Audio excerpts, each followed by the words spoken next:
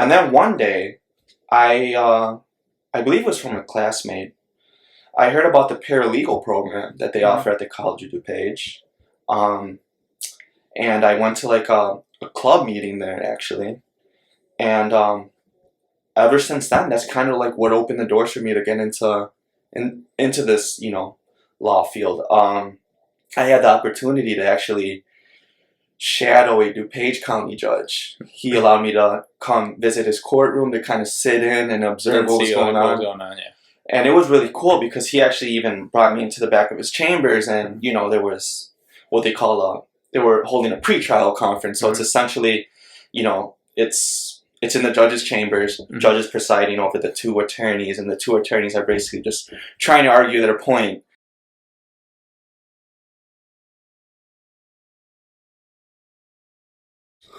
Welcome back to the Realtor Chronicles. On today's episode, we're going to talk to Jason Santiago.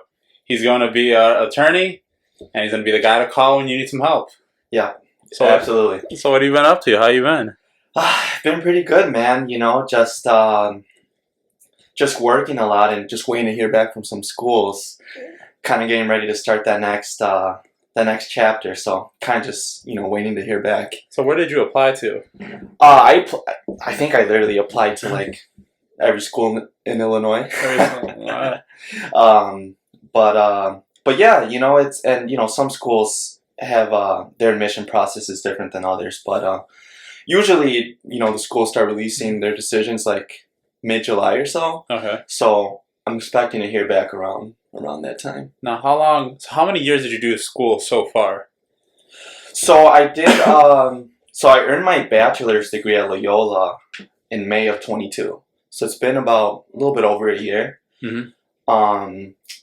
And yeah, in law schools, typically it's 3 years, but some people get it done in 2 to 2.5 years, depending on, if you're not taking any breaks or not. So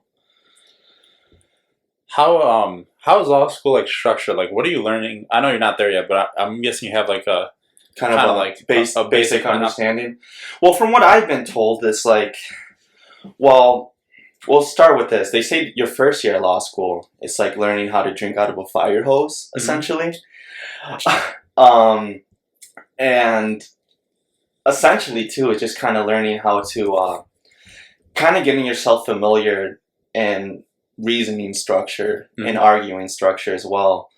That involves, learning how to argue, perhaps getting called out in class in front of a bunch of peers, and, they call it a cold call. And, just kind of like, essentially kind of getting used to the kind of vibe that you would feel in a courtroom, Okay. Bunch of people around, judges are yelling at you, it's kind of like, essentially like a good point to put, like a way to sum it up is just essentially like, learning how to argue and, learning the different structures about that. And then when you're in law school, are you learning like, because like what I hear, it's like most like attorneys just get a packet of like everything. Yeah. And they kind of already have everything decided. Well, that's like Wally's a attorney now, or he's a prosecutor for the Aurora court, so he gets a packet of everything. Oh yeah, and he's actually in Kane County, which I work at a practice in Kane County. And I remember you mentioned that before. That's really good for him. It's I think it's a good gig, and I think he's working for the state's attorney's office, so he prosecutes certain cases for Aurora. But yeah, I mean, coming out of law school, it's really up to you what you want to do. It's not, you're not necessarily restricted to like, oh, okay, I have to do this field of law, but rather, I like to look at it like law school kind of gives you the skill set and the tools that you need to practice law, and you kind of use that and you integrate that into whatever field of law you decide to go into. But essentially, yeah, it's just kind of like, you get the skill set you need, and, you're just kind of let off into the world, and you kind of choose what you want to pursue. What do you want to pursue when you get out? I've always liked, so I work at a family law firm, and I like it, don't get me wrong. So like, I'm very familiar with it, but I'd be interested in like, exploring criminal law. Injury law is something I like too. And, even real estate. Definitely real estate for sure. that's something I want to get involved in as well. And, you know, just kind of a general practice, I guess, essentially. Okay. But that really just comes down to whoever wants to hire me when I'm out of law school. So, what is like the ideal job then out of like law school? Like the first day out, like where are you trying to apply to? Are you trying to maybe like where are you trying to live? Also, are you? I know you have to stay in Illinois for like if you pass the board, or is it the bar? The bar exam. Yeah, Yep. If you pass it, you have to stay here. Yeah. And well, you know what they did in it's not too long ago that they did this, but what they did now was it's called like the uniform bar exam. And so if you take this exam, you pass it, you're qualified to practice in a number of states, depending on, you know, the jurisdiction. But, you know, that's kind of one thing that's cool about the uniform bar is like, okay, you know, you took it here. Yeah, you're licensed to practice in Illinois, and you might be able to practice in 2 or 3 other states. So like, that's kind of like, so yeah, that's one way around it. But usually, if that's not the case, because not all states participate in that, you know, if you wanted to practice in a state where they don't offer the uniform bar exam, you would have to pass the bar exam in that state. Yeah. But then, are you gonna try to stay around here? Or are you gonna go to like the city of Chicago? And you know, everyone always talks about leaving Illinois and this and that, and but you know, I really do like this area, and I do like Chicago, and I do see myself, you know, establishing myself here, and you know, just helping, you know, anybody who's in the surrounding counties, including Cook County as well. Oh, yeah. So I kind of hope to get things started here. What made you want to become? So like we'll start like after high or like even before high school. When did you decide to go into becoming an attorney or like thinking about becoming a lawyer? Well, that's a good question, and I would say like what really drew my interest into, you know, going to law school and whatnot, that probably did not start until like my freshman year in college. But beforehand, you know, I would say, well, not necessarily that I wanted to become this, but I know my mom wanted me to be a anesthesiologist. And then she realized that, one, I'm not really that smart. 2, I could barely even pronounce it. And she's like, well, yeah, so how about you just go to law school because you're not smart enough to be a doctor. So that's kind of like that's kind of how I ended up there. But no, in all seriousness, when I went to college at DuPage, I was actually interested in becoming like an investigator, you know, or detective. That's kind of like what I had in mind. But, you know, once I realized that, you know, because just like anything, right, it's like, it's a process, right? Like, you just don't go to college and, oh, hey, tomorrow you're going to be solving crimes. It's kind of like you go to the police academy, you kind of establish yourself as, you know, as a cop, and you kind of work your way up to that level. Yeah, that's how you reach it. Yeah. And you know, and that was something I was still open to, but then I thought about it, and I'm like, you know, I didn't really want to go to the police academy. And so at one point I was just kind of like, well, and I was at the College of DuPage too, so I was just trying to get my gen eds out the way, trying to get my associates, and, you know, so that way I got some kind of diploma to show my friends, right? And then one day, I believe it was from a classmate, I heard about the paralegal program that they offer at the College of DuPage. And I went to like a club meeting there, actually.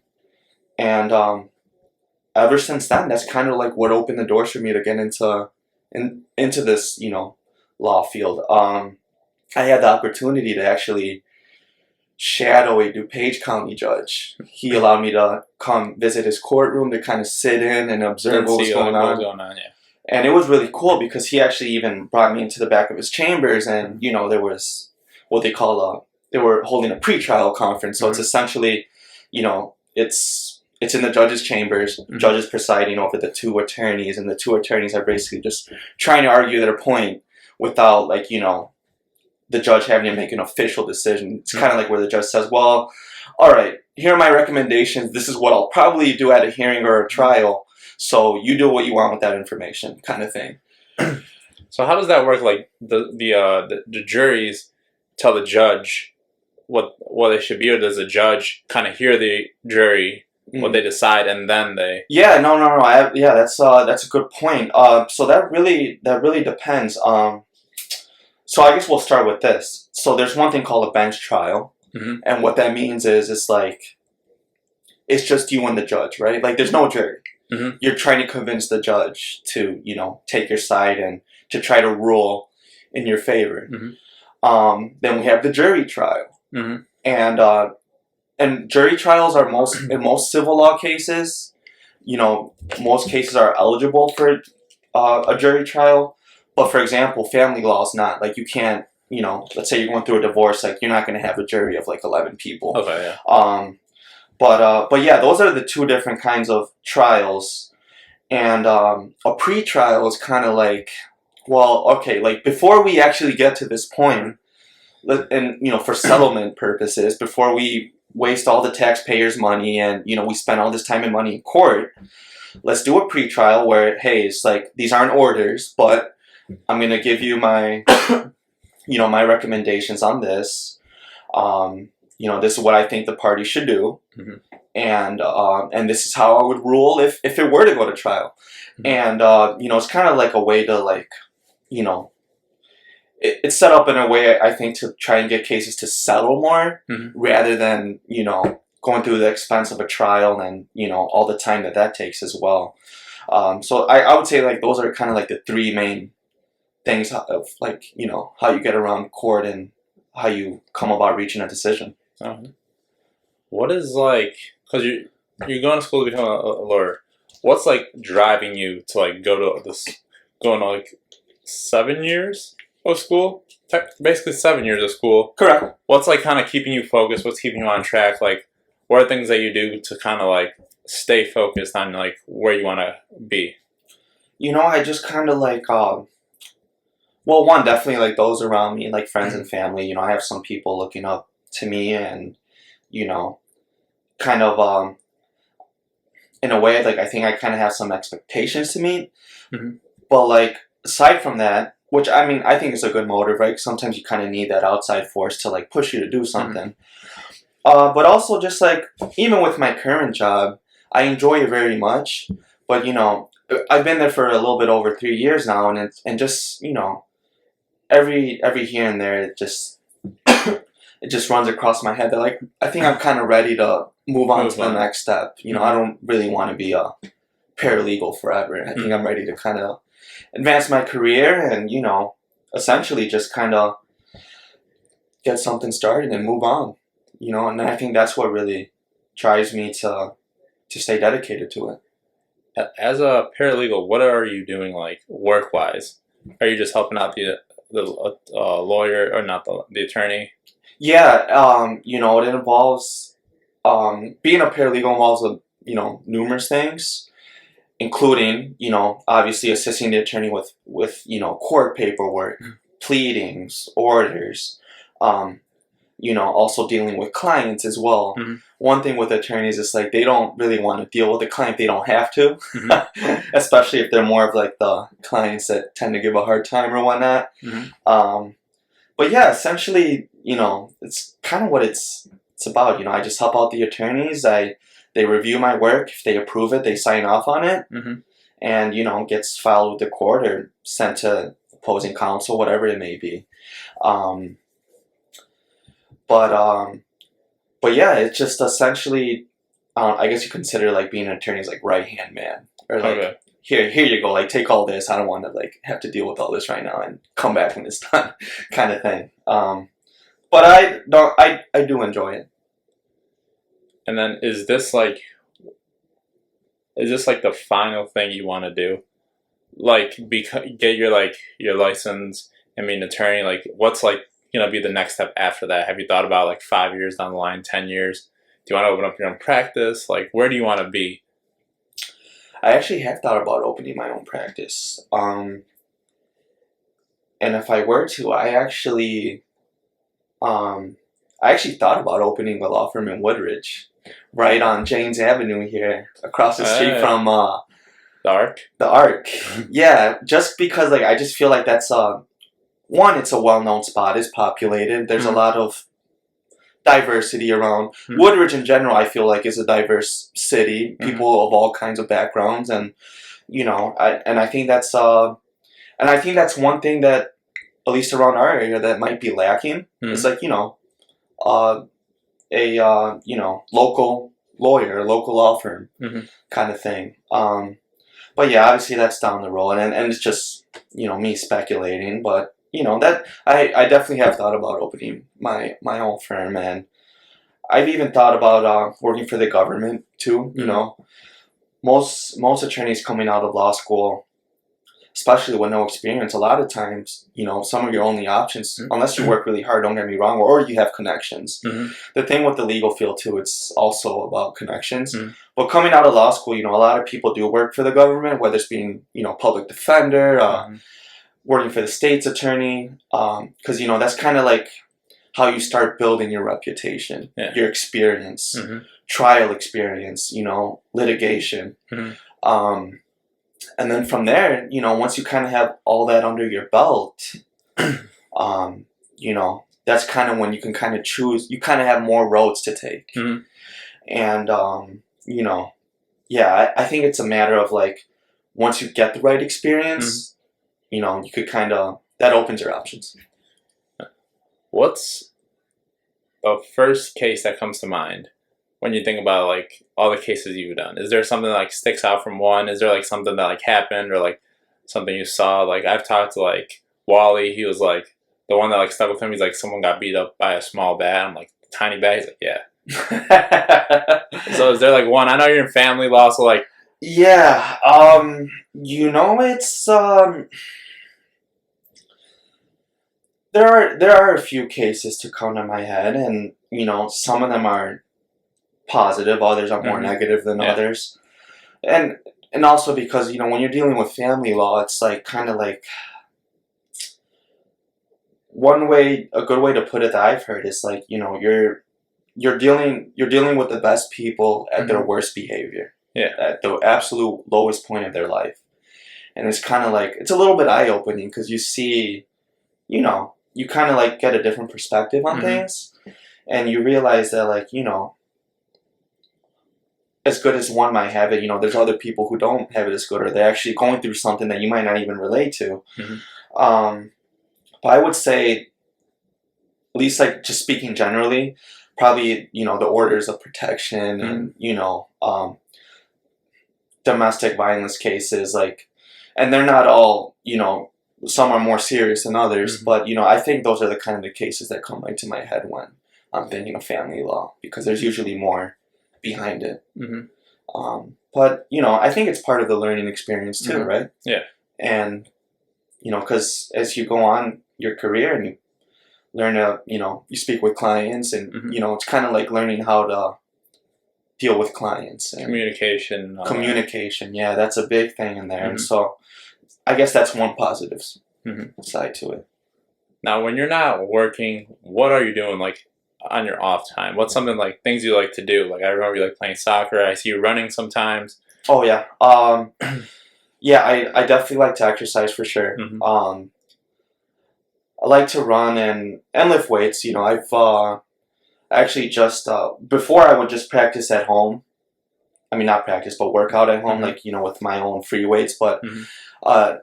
I just got back into the gym again at Export because, before when COVID happened, that kind of like shook things up, and I kind of got in my own routine of like, my exercise habits, and like I was kind of like so accustomed to like my daily routine, but yeah, I ended up back at Export again, and that's definitely something I do at my off time for sure. Is just try to be active in some way, because I think health is definitely like health is wealth, right? Yeah, for sure. Like if your health's not on point, then a lot of things tend to not really go as well either. So that's always an important thing to me. What was your first job? First job. Oh, and it's funny because I look back at it, it's just like, oh wow, I kind of came a long way, but not really.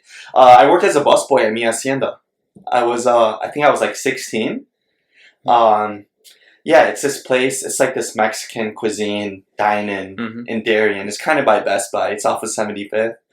That was my first job.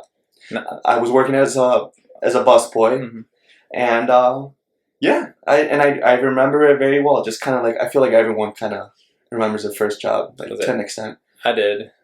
I worked as a busboy at TGI Fridays, and I used to like fuck around all the time. Like I would call like if no one picked up the order, I like start eating the order, and then they're like, who ate this order? No one gave you permission to, and I was like walk away. I was always like drinking like soda. I would start off with like soda and lemonade, and I was like, maybe this is like really bad for you. But I was like, that was me too, especially because then after Chick-fil-A, I worked at Chick-fil-A. I just gave that up. After Mi Hacienda, I worked at Chick-fil-A, and then after Chick-fil-A, I worked at Mariano's, and after Mariano's, I worked at Whole Foods. So like I've been like in the food business, and in those places, I worked in the kitchen, like the hot foods department. So I've been like in the food business and the hot foods, like all up until this whole thing started. And I gotta say, man, I was guilty of sneaking some food and definitely taking advantage of what was what was around me. I think. What's up with like Chick-fil-A and like their customer service? Like, how do they teach you to go above and beyond? Like, well, I always feel like every time I go there, they're on point. Everyone's like nice to you. Like they're always like very helpful. So one thing they do there is like correcting. So one thing is, they always say my pleasure, right? And to get that kind of like, and Chick-fil-A is the reason why to this day, most of the times I say my pleasure instead of you're welcome or like no problem. It's because at Chick-fil-A when I was working there, every time I would say, when a worker said thank you, and I said you're welcome, I'd be corrected right away.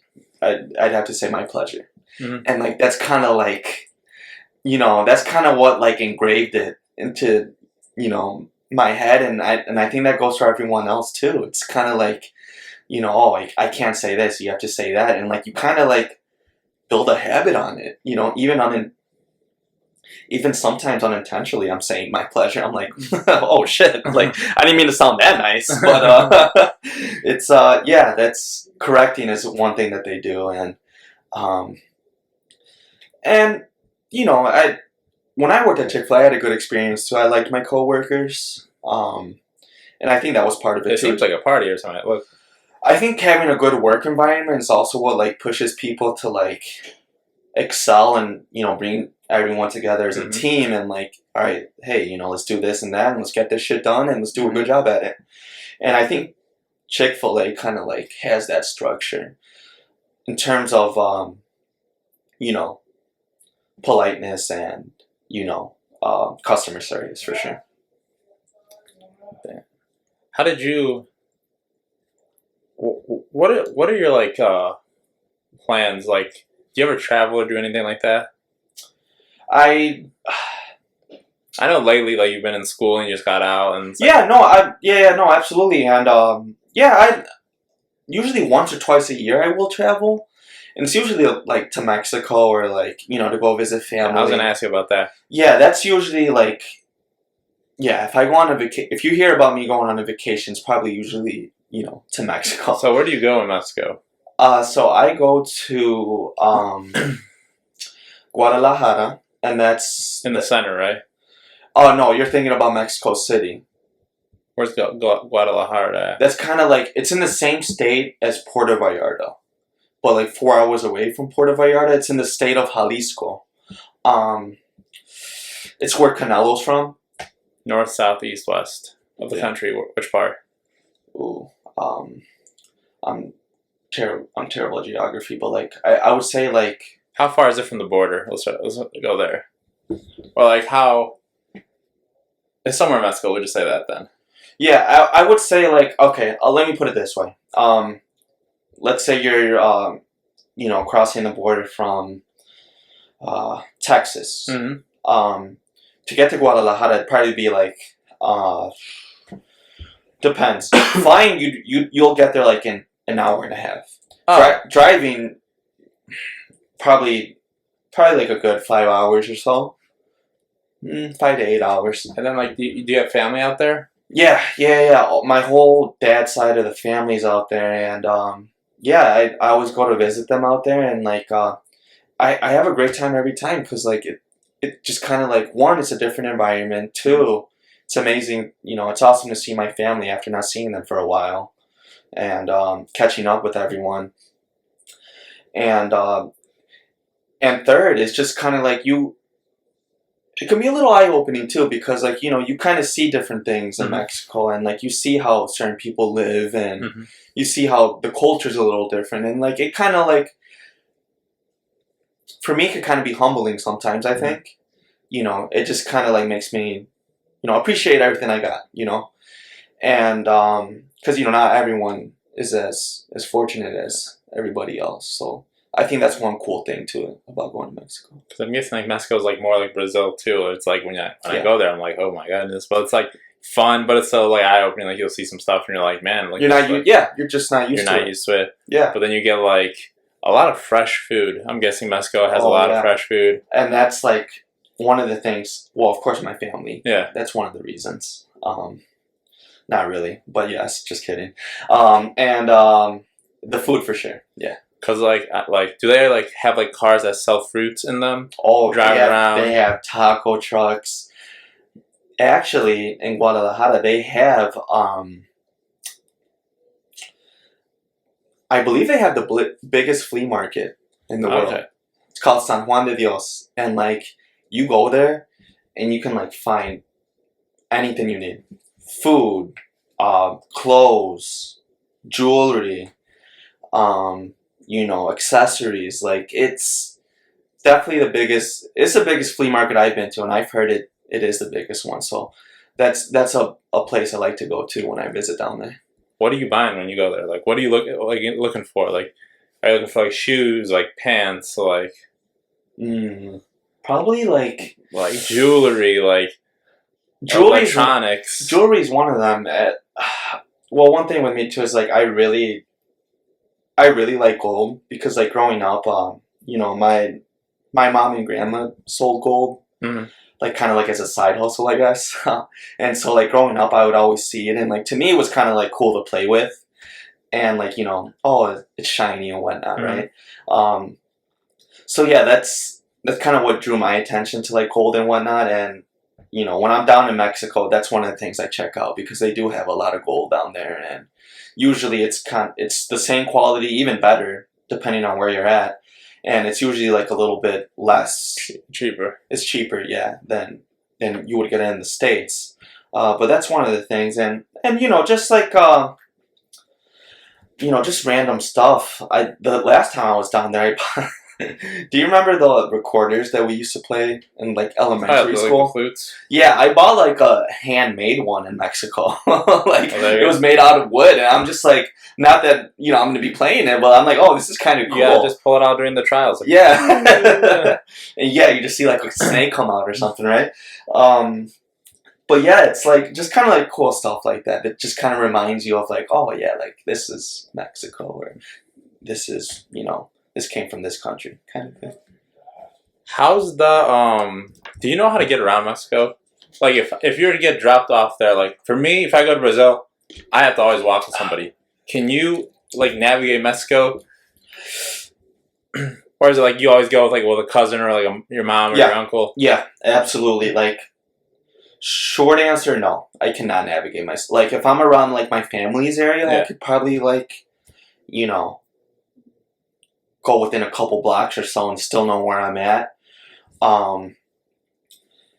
But no, yeah, I always have someone with me because I would not feel confident like navigating myself around Mexico. Although they do have, over there they do have Uber and everything now too, and like GPS and whatnot. So as long as I have addresses, like that's very helpful. Mm-hmm. But yeah, it's just like I don't think I'm confident enough to be roaming around Mexico by myself. Yeah, that probably wouldn't be a smart thing. Knowing me, I'd probably get lost. So yeah, I was thinking about that when I go to Brazil. I'm like, I don't know where to go. Mom's like, oh, you just get an Uber. I'm like, what's the address? She's like, oh, well, you can just hop on the train. I can't read Portuguese. She's like, oh, you just call your cousin and they'll explain it. It's all underground. No signal. Like, I don't know what she's thinking. Oh no! Oh yeah! It's like yeah, it's like it's one of those places where it's like if you haven't been around for too long and gotten too familiar, it's like you don't want to be wandering by yourself because then you could end up in places you don't want to end up in. No one wants to be stuck in that situation either. So kind of gotta. And as I go every time, I try to get more familiar. But yeah, Mexico is it's a big place. Yeah, sure. Yeah, it's pretty big. Is there any other places you go in Mexico besides your hometown? Like, do you ever like go out of maybe state or like fly to a different spot? So recently, we just went to. I think it's been about 2 years now. We went to Chiapas, which is like it's a country that's literally like an hour and a half away from Guatemala. Like it's deep down there. It's like more. I would say it's kind of like the more tropical side of Mexico because you're right by the ocean. You're like by the Guatemalan border. And that's like a whole different thing too. So it's a different country.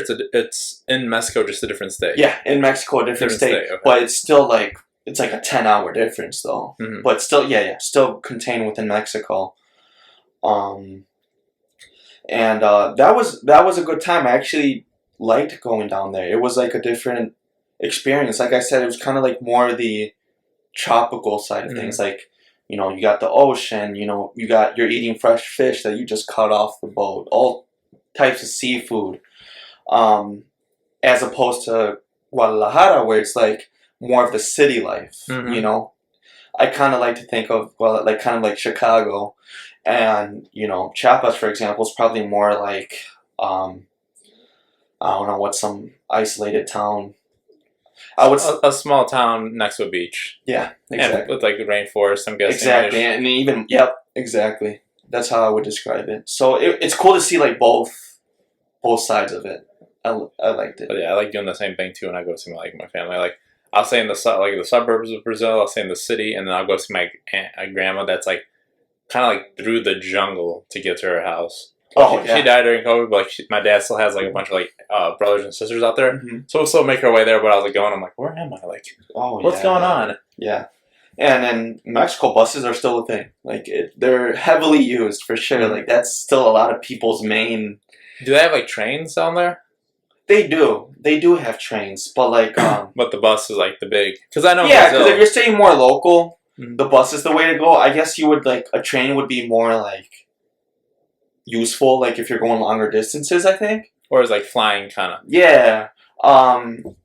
Usually though, I mean, I'd say the main source of transportation, honestly, in Mexico is like a lot of people do just like bus, train. I mean, and everyone has the option to take the train or fly as well. But I would say that's the main source of like transportation, and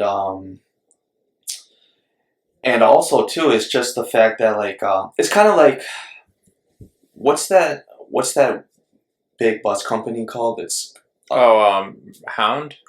Greyhound, yeah. It's like that. Like if you're going like if you're traveling a few hours, like they have like Greyhounds in Mexico too, where you kind of get like in a better suited bus, I guess. Yeah, it's like and like I think the longest I've been in a bus, like just like driving within Mexico, is like I've probably been in there for like at least 8-9 hours, like the longest.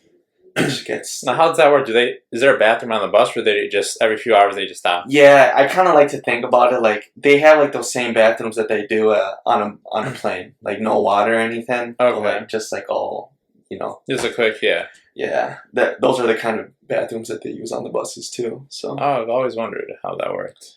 Yeah, so that's one of the interesting things about there, and while we're on the topic of that, I'm actually glad I just thought about this because we actually have a client where we're trying. She actually has real estate property in Mexico, and she's living here now. But as part of like her case, she's being awarded this property in Mexico. So what we did was, we actually had her contact the authorities in Mexico, and we're getting translated deeds of those Mexican properties into English, and they're getting sent over here so that we can show the judge, hey, look at these translated, certified, Mexican deeds. My client was awarded this at this time. She should be awarded it now. I ask that you, as part of the order, that you award my client this, and that was kind of like, that's one of the first few experiences that like, where we dealt with some like out of country issues, or like issues that had to do with like figuring out the case, and I thought that was pretty cool. That sounds pretty. Yeah, that would be kind of interesting. I didn't even know that was a thing, that like they translate deeds. Like I guess there's actually like people that do it like in Mexico or that translate deeds and certify it, send it over here, and it's just like how you would with any other deed, just kind of showing that you have the right to it and being awarded it. It's kind of, that was cool. I thought it was cool. Now, is there any other places where you want to like travel to? Besides, like you've been to Mexico, you've been here in the USA, Italy, Spain, Europe. Yeah, I want to go a lot of places around Europe. Like, what would you like? You make it. You pass the bar. You get a job. You got some money in your pocket, like 10 G's. you got like 2 weeks off of work. Where are you flying to? First stop.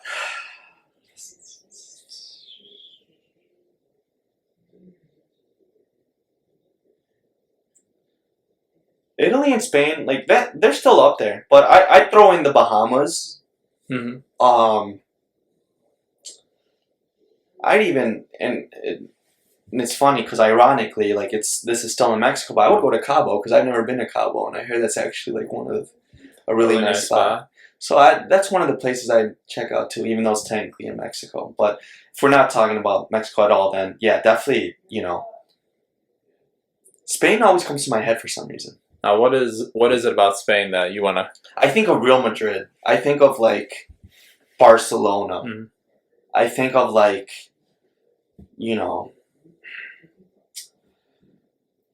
the foods associated with Spain too, and like just like the story behind it, and like just how it came to be as a country in general. Like just kind of like the history behind it too is cool to me.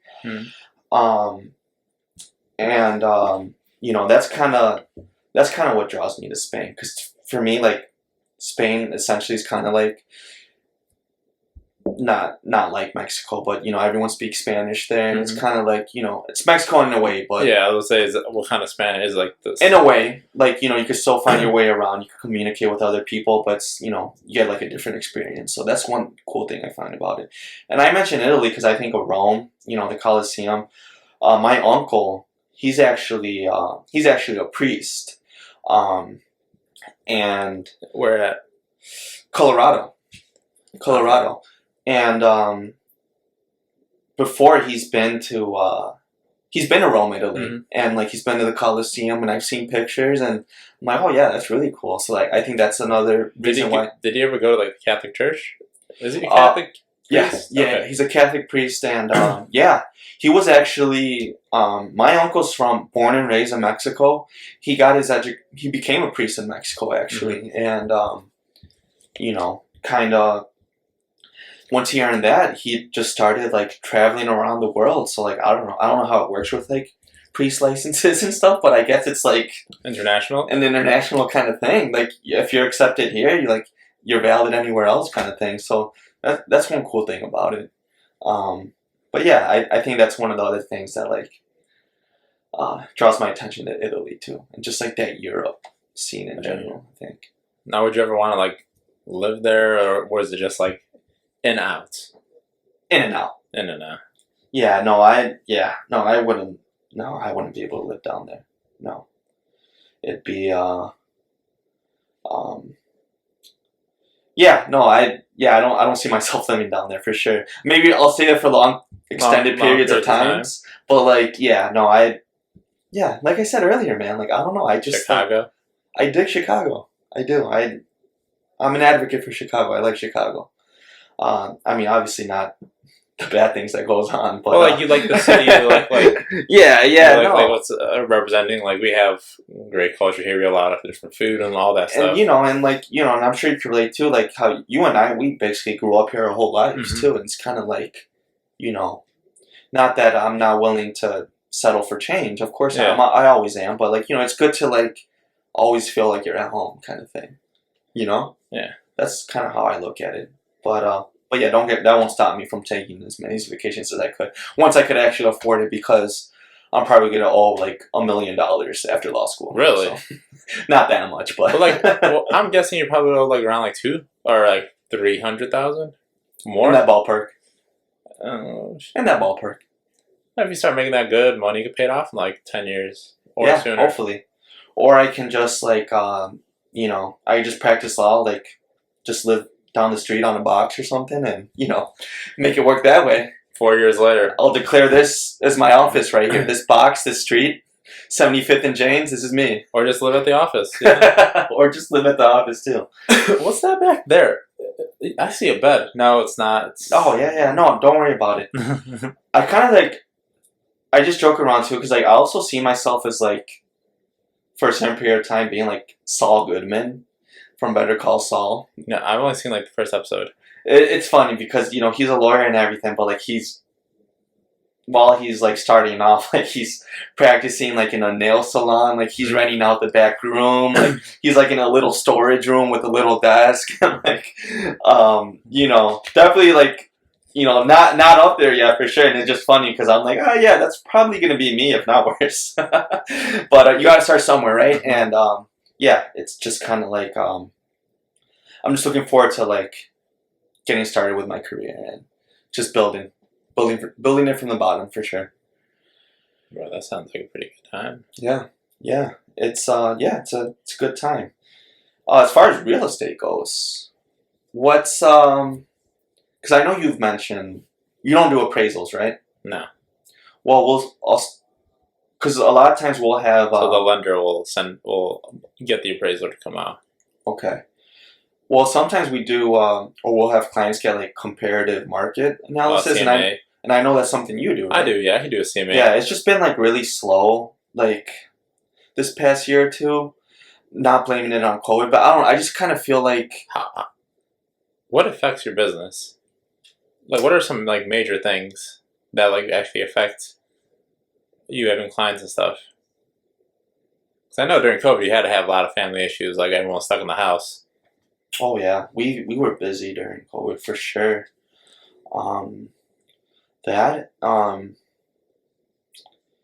What's weird is just like I say during the summertime, it is like, and it's nice outside and it's hotter. I think it is like business might not be as busy, and I don't know if that's because everyone's on vacation or everyone's enjoying their time outside and they don't want to have to deal with like the bullshit of family law or whatever it may be. But that's one thing I noticed, especially like including this summer, is when since it's nice out and hot, it's phones aren't ringing as much. But I'm sure once summer's over, for whatever reason, that's going to change. But regardless of that, we're still staying busy. Unfortunately, there's still people who, no matter what time of year it is, they're still going through a situation. So I'd say it's overall it's pretty consistent. How does that work with like, let's say finding an attorney? Is it just like a call? And then like it just like we start a consultation, start telling you what's going on, and then like you start looking into it, and then so like so how we do it, so how it goes, it's like so typically one of the office secretaries or employees, including myself, will like answer the phone if it's we call it a PNC, like a potential new client. We get them on the phone. I get some information for them, and the idea of it is to like really get like a scorecard for the attorney and kind of brief him in on this. Like, okay, this is the notes I got so far. This is what's going on based on this and that.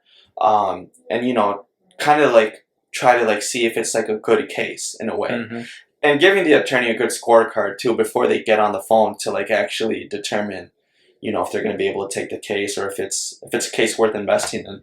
But yeah, essentially that's how I would look at it. It's like, getting the clients on the phone, taking their information down, and just getting a good scorecard for the attorney when they talk to them. And and it ends up them hiring us or being referred out or whatever it may be. But that's always how it starts out. Let me ask you, what is the difference between an attorney and a lawyer? Or is it the same thing?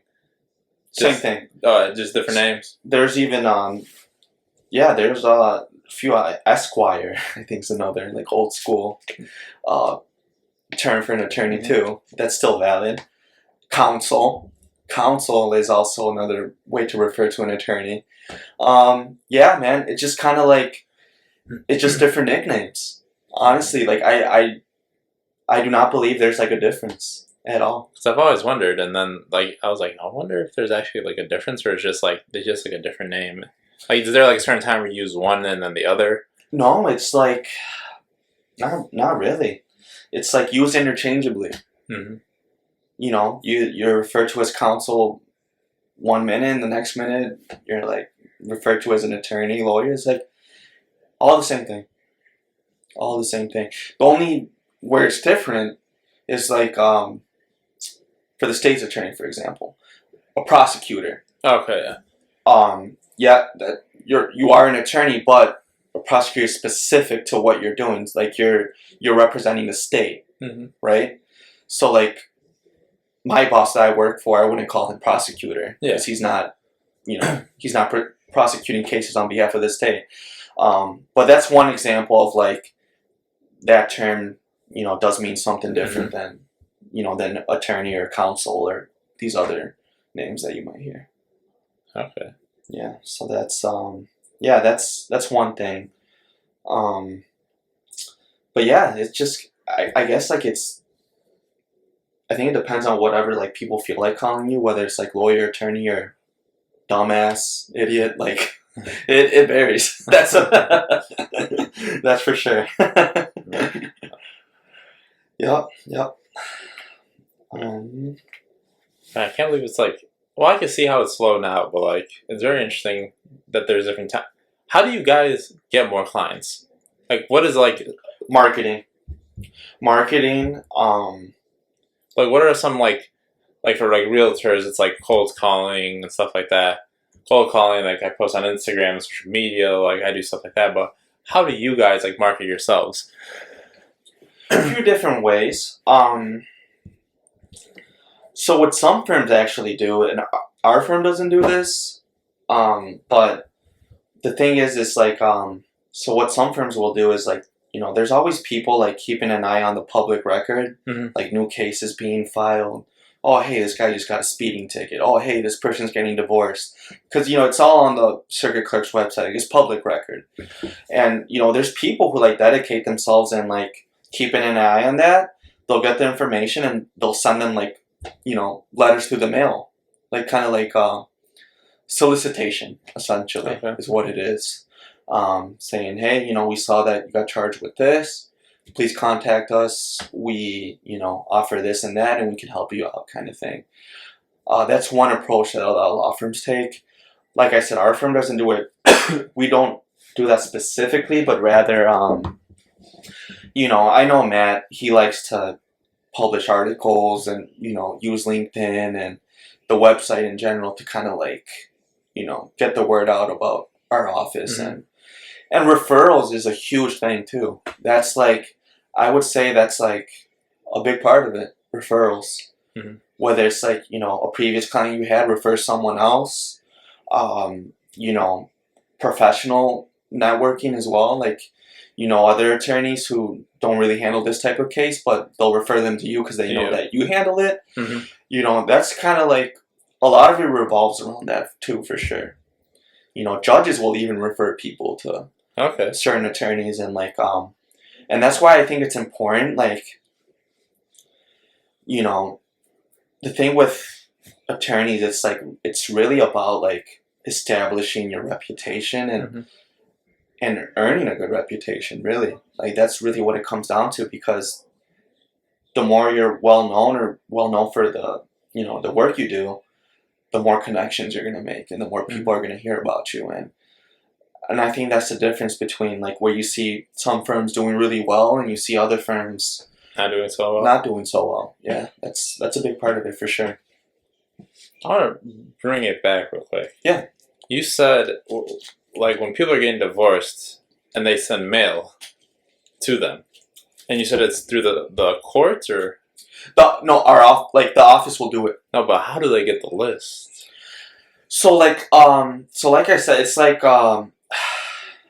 and I can't like quote exactly what the source is, but there's like a public record, might be on the clerk's website, where it's like essentially like you just see cases that are filed, and you know, with that said, like, you know, usually when a case is filed with the court, that's also going to include all the parties' information. So when you see a case, you're going to see the person's address, you're going to see their name, you're going to see their date of birth. Could I access these things? Yeah, absolutely. It's public record. Yeah, absolutely.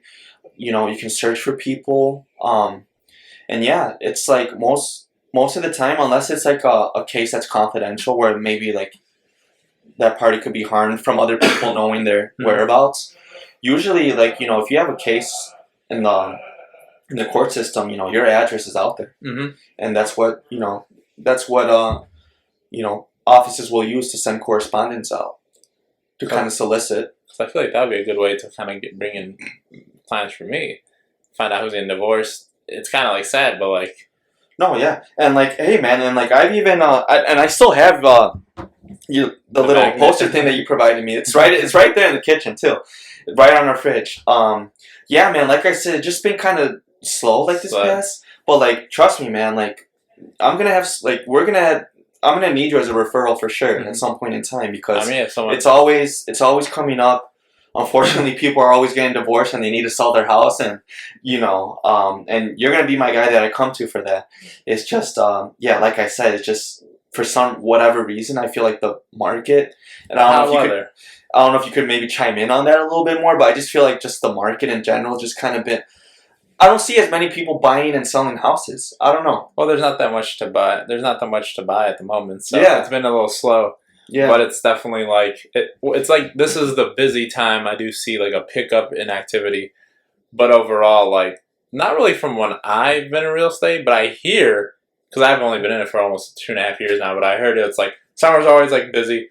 Winter slows down. I do heavy advertising like November, December, January, February, March are like my advertising months, where I'm like really like calling everybody.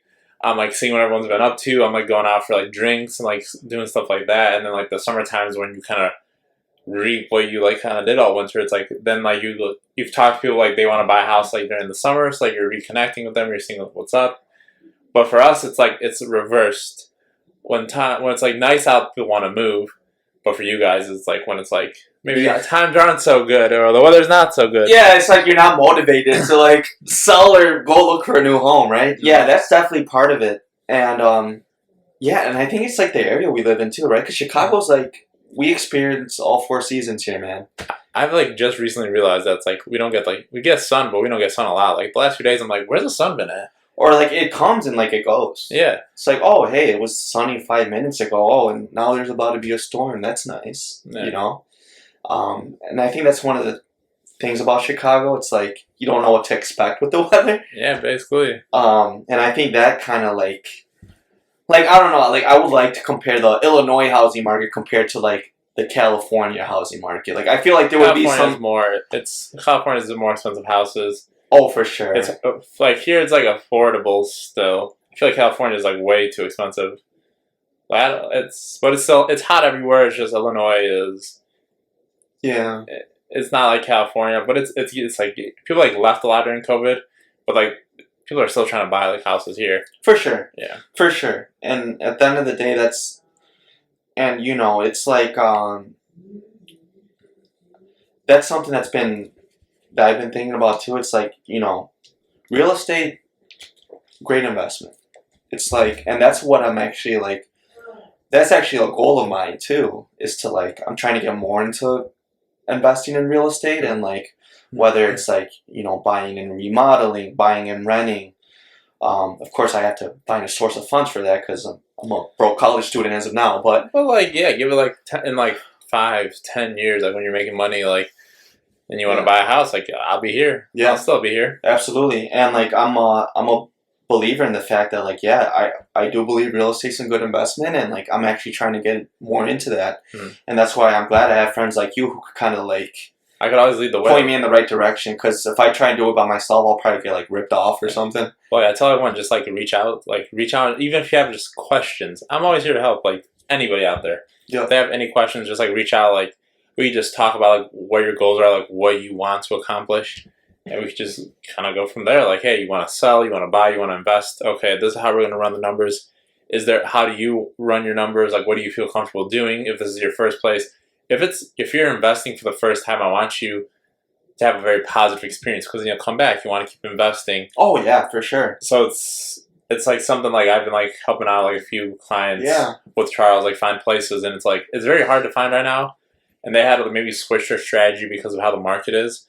They're just trying to find a place where they could live, rent out the other 2 units, and still pay rent. Still have to pay the mortgage, but not have to pay like the whole mortgage. Like, hey, if I only have to pay like $500, that's a win for me. You can't. There's no other place where you can pay $500 for rent right now. Oh no! Absolutely. So they're trying to find like 2-3 units. Yeah. And like live in one of the units. And I like how you bring that up too. It's like that's a very good point. Like you want someone who's like coming through you or just getting into like investing in real estate in general. Like you want them to have a good first experience, right? It's kind of like when you go to the casino for the first time and I lost $1,000. I don't want to come back. Yeah. As opposed to like I did pretty well. Like this could actually. Yeah, you're doing pretty good. Everything's going like smoothly. Like. Yeah, like that's for sure. Yeah, I agree with you on that, and yeah, I'm gonna need your help for sure, man. Yeah, I'm always here to help. Like when it's time, like if you want to buy a house, if you want to buy like a rental property, or you want to buy a duplex, like I'm always like I hear about some stuff coming, like I see it, like you just set up a search and see what comes up, and then I just run the numbers. Like I actually might need your help when depending on where I go to school, because I'm not sure yet, but I might have to like rent a space to to stay at while I'm going to school, depending on where I'm at. So where would you want to? Where are your top picks for schools? If it's like near this area, I could do it. NIU, so that's DeKalb. I'll see what is out there. I'll drive out once or twice. That's one of and it's. I've been out to DeKalb before. I'm just like I'm throwing out schools that I'd like to go to or like are in my top choices. It doesn't mean I will, but like NIU is an area I'm considering, which is DeKalb area. And honestly, man, the rest are Marquette too. Actually, that's in Wisconsin. That's in Wisconsin. That's like about an hour and a half away. But I've had some Wisconsin experiences. Have you? Yes. Oh, nice. Not even like in real estate. Just like I've been out there on day trips or like to go. Like Kyle once called me, Kyle Hardy, and he's like, "How would you feel if you picked me up?" And I'm like, "I'm already in the car. Let's go." I drove up there and drove right back. Oh, is he staying out in Wisconsin now? He was. Now he's in the city. In Chicago. He like moved back. He went to college out there for like. That's why I visited him every once in a while. I'll just drive out. I'll just leave my car somewhere and like we're just like go hang out like all day. Nice. Yeah. But yeah, my ultimate choice is somewhere in Chicago, and I know for sure you can help me with that. Oh yeah, Chicago, of course. So yeah, that's kind of like where I'm pointing my guns at. So. We'll see. How are you gonna get like a loan to cover for the rent?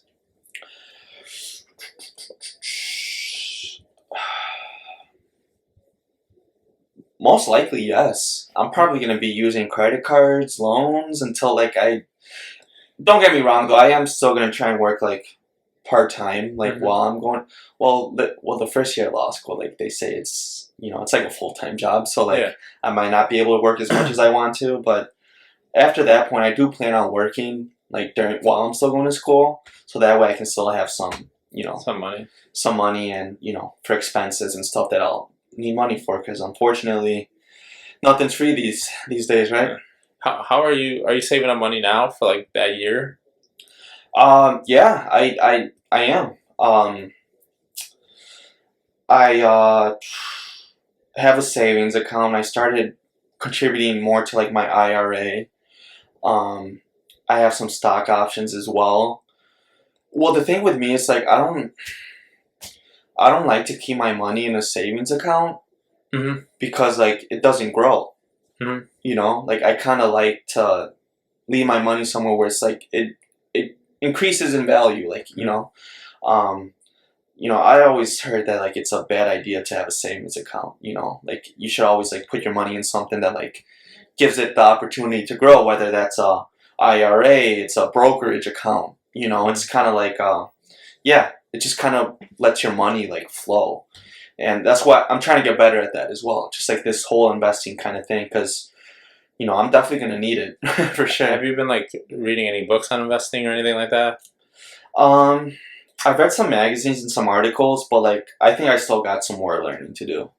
I'm not confident in like to go out and do it on my own. Well, I mean, I have Robinhood and stuff. Like I do make my own investments, but like big stuff, like I'd probably still look to someone else to kind of get some advice to just to make sure I'm getting the best outcome possible instead of getting screwed over or something. I actually did talk to a financial advisor too at one point,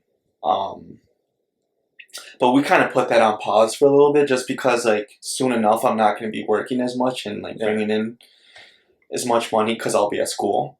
So he's like, well, all right, we'll get this set up. We kind of got a game plan here. And once you're actually back in the workforce, let's kind of resume where we left off and get back to, like in your investing strategies. So eventually that was a nice way of him saying like, oh yeah, you're going to be broke, so you don't have any money to invest. But once you do got some money again, come back and we'll make some investments. So I did appreciate that too, because it's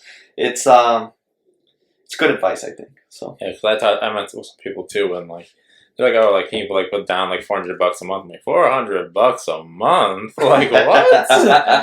I know. Yeah, he was throwing these numbers at me, and I'm like, yeah, just so you know, in August, I don't think I'm still going to be making this much. And he's like, oh, okay. How much do you think you're going to be making? And he was like, oh, yeah, let's talk once you're done with law school. But yeah, it's I think it's a learning progress, and it's investing's a goal that I have in mind for sure. Like that's something I want to get better at. So what do you like?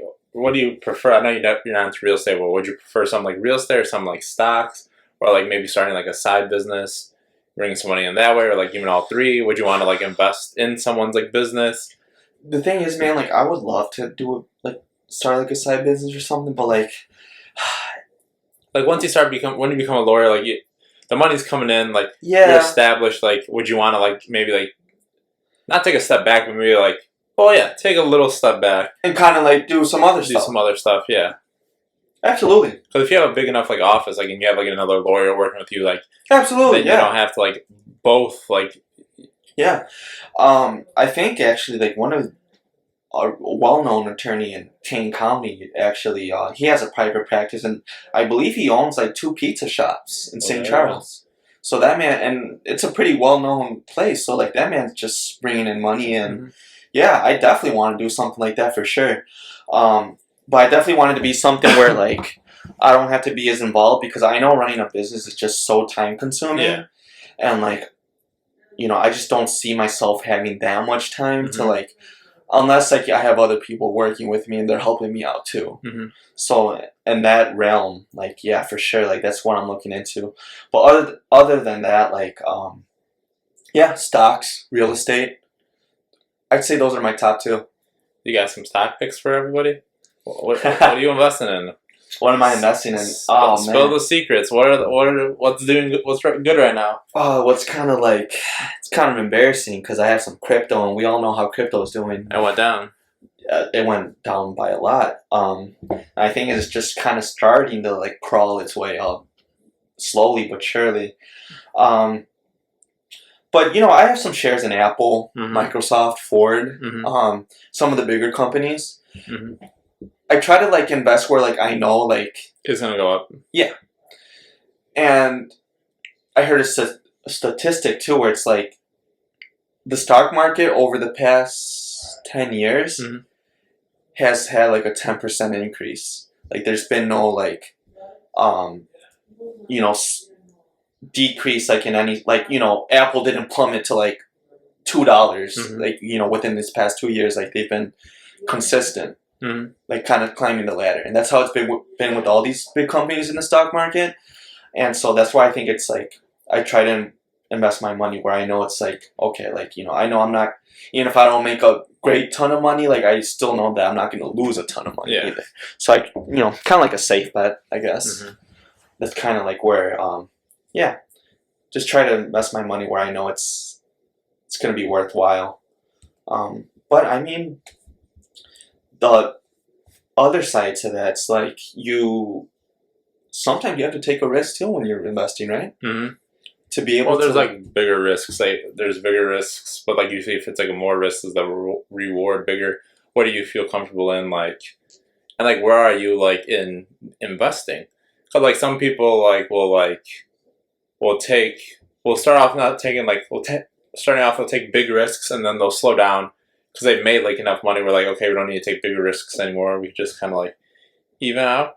Or they'll take very small risks, build, and then like they have enough money where it's like, okay, we could take bigger risks because like we have a bigger safety net, and then they build that way. Yeah, and like that's kind of like, yeah, I agree with that. And it's like a matter of like sometimes to like get yourself that safety net, like you said, like sometimes it does take risk, right? Yeah, take a risk, and build it, and then yeah. So like that's like one thing about it. And it's like at the end of the day, like it's kind of like everything you do in life in some ways kind of like spinning the wheel. Like you're taking a shot and you're hoping that it goes well, and in cases it does, in some cases it doesn't, and but I think it's kind of always about like how you move forward, right? Like, oh, I just lost 10K, but how am I gonna make it back? Kind of thing. Like I think mindset's like a big part of it too. So I try to be mindful of that, I think. Yeah. So the point is I'll need your help. I'm a phone call away. I'm down the street. Yes, sir. Come knock the doors, send a pigeon. You and I we've been like basically next door neighbors for what, 25 years? No, I never knew that until like maybe like a few years back. But you've always lived here. Oh yeah. I like met you, and then I was like, I wonder if he lives. And I saw like you walk out of your house. Dude, I've been at that spot since like 20 years, dude. Because I didn't know you went to Sibley. Yeah.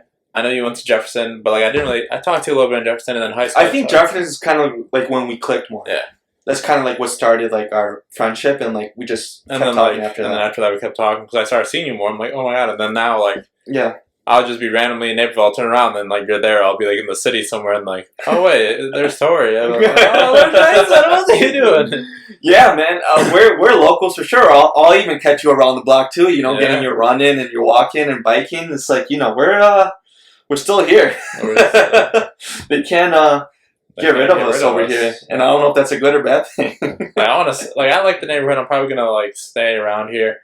I might like.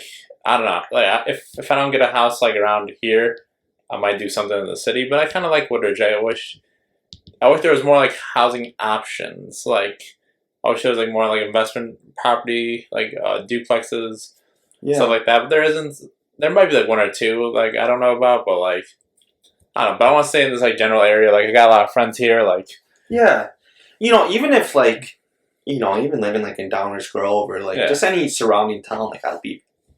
Essentially, I just kind of want to be around the Chicago area. I think just because, like, it's what I'm most familiar with. I think, but yeah, it's like, you and I have been here forever. Over 20 years. What do you think about what's your position on like building a property from scratch? Depends. Like, do you want to live there? Like, if it's like you're gonna live there. It takes it's a lot of money right now because the materials are high. Yeah. I think it's always going to be like high. But I mean, you're going to get everything you want. You're going to get to build the house for your dreams if you build it from the ground up. It's going to take like a year. and like, but you're gonna get everything you want. And I know like a lot of people say like build like higher ceilings because higher ceilings make the house look better. Mm-hmm. Like make it like really yours. Like add some stuff that you want, but like what I would tell people if they want to build their own house, I'd say go see some houses first. Mm-hmm. Look at some houses and then be like, okay, like this is what I like, this is what I don't like, and then talk. Yeah, I mean, because it saves you trouble too from like building a new home like from scratch. Yeah. And there's very just also like to get ideas. True. Like how you want to like talk to an architect, like he'll design the house, and then like and then to go from there. But I know it's a lot more. It's like more expensive. Even buying like a new build, it's like more expensive. Yeah, and like I've thought of like, or even like buying a place that's already like built, but like renovating it. You know, totally like remodeling it. I think like, like I don't know, man. I'm actually trying to like get into that stuff too, because like I said, you know, I think real estate is like the best investment. Cause like I'm gonna buy like a place that needs work, and then like Josh already said like Josh Oaks like I'll come down to help you. I'm like okay, and then he like DJ's like I'll come down. And I'm like he'll do electric work. I'm like I kind of know how to do like some stuff here and there, but it'll be fun like learning like doing it yourself. Like after work, like maybe doing like a few half days and like maybe like doing like a little bit of bathroom. If I don't know anything, then call somebody. Oh, and then I can help you out because I'm not that good of a laborer. But my dad and uncles do construction and they do a lot of building. So like, well, there you go. You got your whole team. Look, like we already got like a whole thing going on. You know?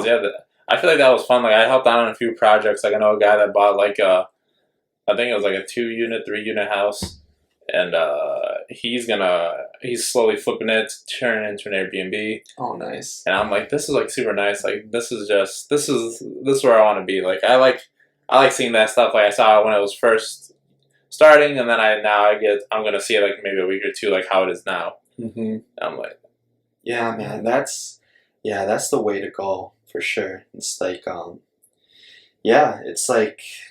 it's kind of like getting your foundation set, getting your ducks in a row, looking at your best options, and like just making the right choice in real estate. And like that's what's like, that's something I want to improve on for sure. So. Well, we get there. Like by the time like you're ready to buy, I'll be even better now. Like I like learned how to run numbers, but like I'm getting like a lot better. I think the next step is like adding value. Like how much does like a garage add to a house? Does it make sense to put in a garage? Does it make sense to do this? Like I feel like we can. Because you said your office or your company does CMAs, right? I do CMAs. So how does that work? Basically, like I go on MLS. You're comparing that property to other properties. Yeah, just on like a 2-screen. I'll pull up the property. I'll look at bedroom count, how nice it is, and then like how many square feet and bathrooms there are, and then I'll look to see what's sold in like a 0.3-mile radius, and I just kind of like come up with a price. Like you're really looking for like trying to find the same house. Usually it doesn't happen that way though. Usually you have to like compare. Like usually there's some similarities. It's like okay, like if there's an extra bedroom, like that might be like 10 G's difference. If there's like, or if they got like a game room downstairs. That it's like if they have another room downstairs, that could be a thing. But it's not really like if it's a game room, like because none of that stuff's really gonna come with the house. What about like if one house has a pool and the other doesn't? The pool doesn't really. It's like not really that much of a huge difference. Like no, because like let's say if someone's moving in, they want a pool, but now they have a pool. It's like. Okay. They're not going to pay the difference. That's cool. Yeah. So if I do ever... So it's like kitchen, bathrooms. Kitchens are a huge thing. If you do a kitchen, it like brings up the value a lot. Bathrooms, it brings up the value a lot. Bedrooms, guest rooms, if you do like, all that. But like rooms, if you can add another room, that can bring up the value more. It's like doing stuff like that, like... And then just like if you like just redid your house, I mean, it's going to be like a lot of like houses that have just been like redone, like new kitchen, new bathrooms, painted, and then new floors. Like they usually sell at top price for a house like the same house that maybe like was done like a few years back.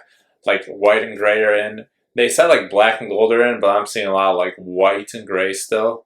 White and gray. White and gray. I like. Well, like I could kind of like. I feel that because it's kind of simplistic and like. But I kind of like that. You walk into any house, like the countertops are white with like gray like markings or gray like cracks in them. It's just what's in. It just kind of gives like a more modern subtle like setting, right?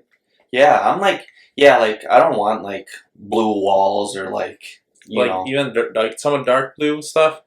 It's in kind of dark or navy blue, like navy blue. Yeah, navy blue is my favorite color. So that blue shade of blue, I would definitely do in my house at one point if I ever do get a house. But you will get a house. Most people will. For sure. No, yeah, for sure.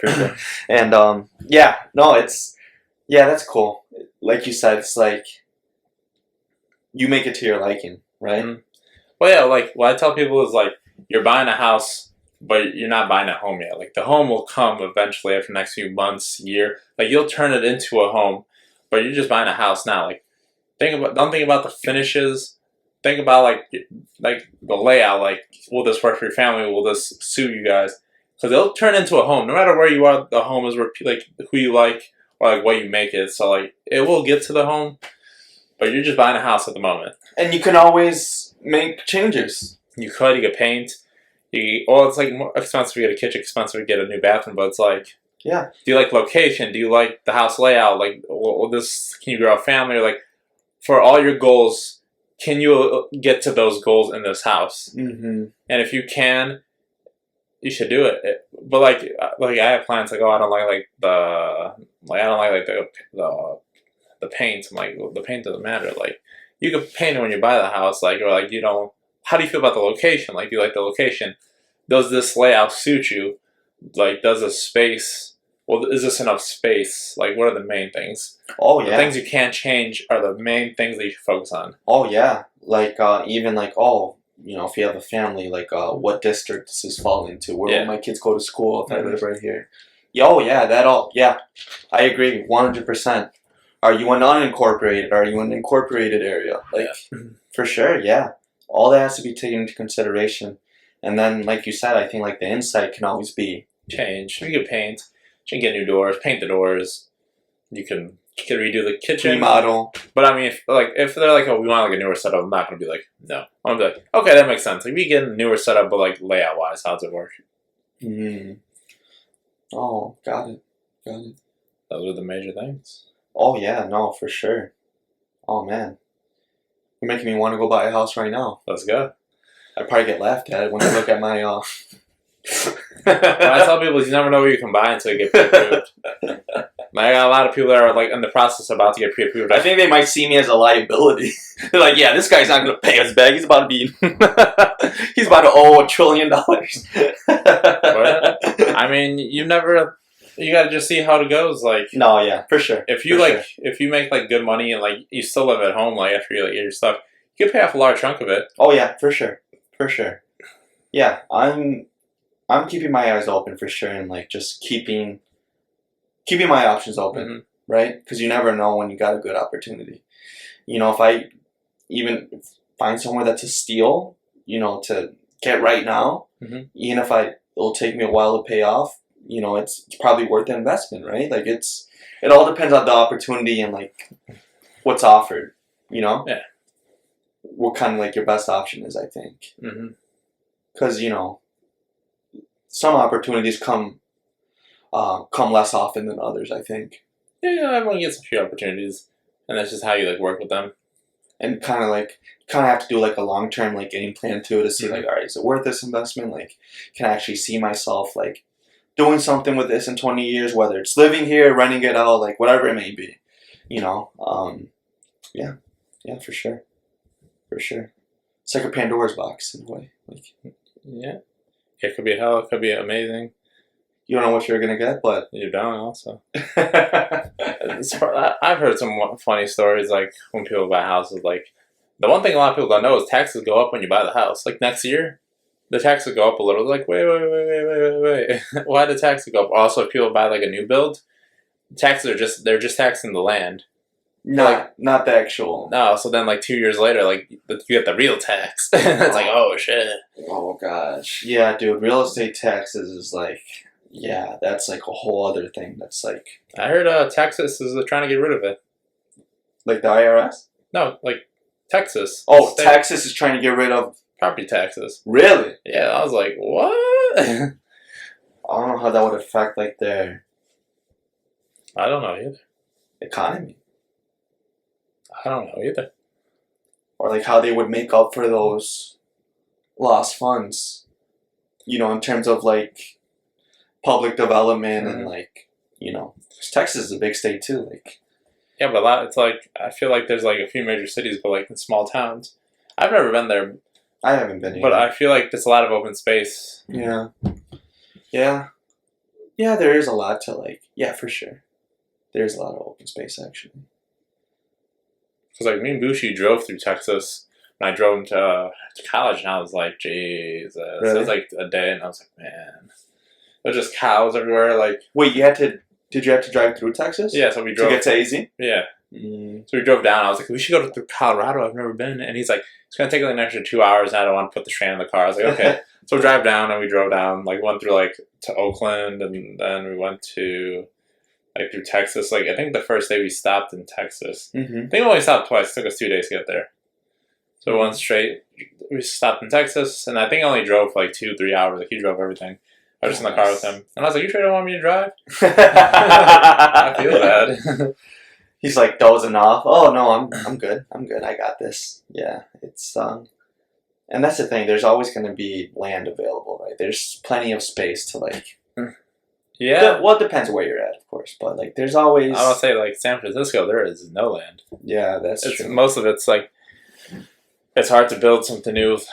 Well, yeah, it just depends. Like, but I feel like major cities you get a lot, but out in the country you get a lot too.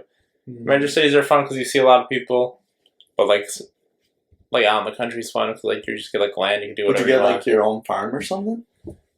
I don't think I'd get a farm. What I think I would do is I'll get more of like I would want to buy a place, an apartment, a very small apartment in the city, just for like me. It could be like 1 bedroom in a building, just so I could like go in the city if I wanted to like have fun with my friends at night. Or if I want to spend the day in the city, I'd go there. If I had showings, I'd like stay in the city. I wouldn't drive all the way back. And then I would have something out here. Yeah. But like, I don't know how I'd want it out here. Like, I don't know how. And well, that's the thing. Like, when you're investing, like, you're not just tied to one. You can have numerous. Yeah, well, because if I have like, let's say if I bought like a duplex, I would make an illegal unit in the attic or in the basement, or if it was already there, cool. And that would be my unit. Or like if I had to stay in the city, I'd just pull in, park my car, and just go upstairs in the back and just like spend the night there. That sounds like the good life. Because then I can just chill, hang out. Like I could do my own stuff. Oh yeah. And then I could come back home. Like that's like one goal. Like get an apartment, my own apartment where it's like I can just do my own stuff. There doesn't have to be big or flashy. Maybe just like in a nice area where I can like walk out with restaurants, maybe like Fulton or something. Like I sometimes look like what's out here. Like what can I buy? Like something like very like small. It doesn't have to be updated. Like I don't care about none of that. Like just like mostly my space. I could just like go hang out, do what I want. Like enjoy a nice like night. Yeah. And then I have like a place in this like have like my like actual like house. But also I don't want like a big house either. Like I might just get like a little apartment out here too. Somewhere nice. No, maybe not too nice. It gets expensive. But like somewhere I can just like hang out. Yeah. Yeah. Like maybe get a place in like downtown Naperville. Maybe not downtown Naperville. But like get a place like or like Naperville's core, like even DG. Downers Grove. Yeah. I've thought about maybe getting like something down there. Or like maybe getting a little townhouse. Yeah. It's like, and it's definitely one thing too. It's like, it definitely depends on your location because property is cheaper like in different parts. And the further you get from the city, the cheaper it gets. Mine is like if you go to like Naperville. Like Bolingbrook, like Bolingbrook like is getting pricey. Romeoville is less, but still pricey. Joliet is like even less. Yeah. But it just depends what part of Joliet and stuff. And then like the further you go from the city, the cheaper it gets. That makes sense. Yeah. That makes sense. Yeah. Yeah, that I figured because it's like, oh yeah, you know, I'm in this area by Chicago. It's like, oh, okay, this costs $400,000 here, and then you see a similar like property, Joliet or something. It's like, oh, half the price, you know. And yeah, that makes sense. I could see how that works. Right. We'll get there eventually. We'll start investing. We'll get there, my man. You know we will. You know we will. We're gotta turn nothing into something. Yeah. Gotta learn some skills. Work hard. See what's up. Talk to some people. Yeah. But yeah. Build connections. It's like connections is a big thing too, right? I mean, when you finish law school and you start working, like, when I actually get a place, we're definitely gonna hit some networking events. We're gonna go talk to some people. Oh yeah, no, for sure. Like, I even know some like offices around here, or like places around here. Like, I know like two or three attorneys. Like, I know a guy that has an office that I met like a few weeks back. That has an office in Woodridge. I think it's right by Hobson or down the street. Who? I'll give you his card. He's just cool. He has an office. Cool. Because one of the title guy, one of my friends that works for a title company, introduced me to him. He's an attorney. And then I have our attorney views for the team up north. He does like all over the Chicagoland area. But it's like, I'm always kind of like, when you get your stuff, let's go. I'm ready. Like, I'm ready to help you kind of bloom. Yeah. If you get in a position where you like can like help me out with like real estate stuff. Oh yeah. Well, like you're like got your own office, like, or like if you're working somewhere, if you get a job somewhere. Oh man. I'll start bringing you my deals. Absolutely, man. It's like, I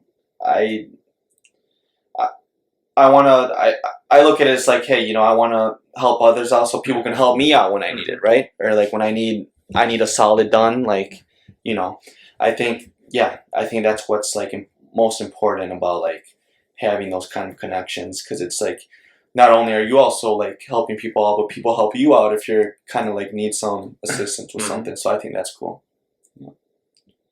Yeah. Ron, thank you for coming on. Hey, it was a pleasure, man. Thanks for having me.